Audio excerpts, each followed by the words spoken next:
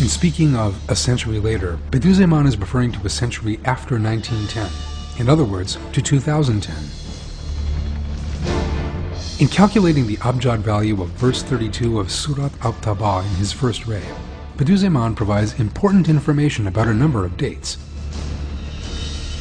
Among the dates he mentions are Hijri 1324, Hijri 1354, and Hijri 1284. But the abjad value to which Bediuzzaman is referring in the term a century later is 1910 AD. I seek refuge in Allah from the accursed Satan. They desire to put out the light of Allah with their mouths, and Allah will not consent save to perfect His light, though the unbelievers are averse. Surat at-Tawbah 32. It now occurs to mind that if each of the letters Mim and Lam bearing the gemination mark are counted as two, the people who will dissolve the oppressions a century later may be the disciples of Hazrat Mahdi, peace be upon him. Anyway, there are many secrets within this luminous verse.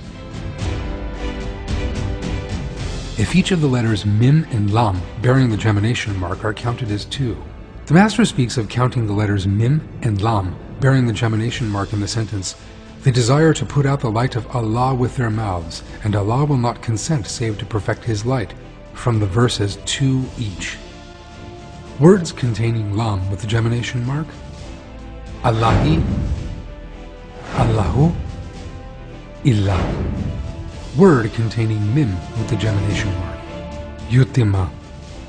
When the letters Lam and Mim are counted twice, the abjad value of this sentence of the verse emerges as 1910. A century later. As our Master Bediuzzaman says, since the abjad value emerging when the letters Lam and Mim bearing gemination marks are counted twice is the date 1910 AD, the Master's reference to a century later means a century after 1910 AD. In other words, the date to which our Master is referring in the word later is AD 1910, and a century from 1910 gives the date 2010. 1910 plus 100 equals 2010. The people who will dissolve the oppressions may be the disciples of Hazrat Mahdi, peace be upon him. This means that the dissolution of oppression, its coming to a complete end, will happen 1 century after Bediuzzaman's time, not during it, in other words, in the 2010s, and will come about through Hazrat Mahdi, peace be upon him, and his followers.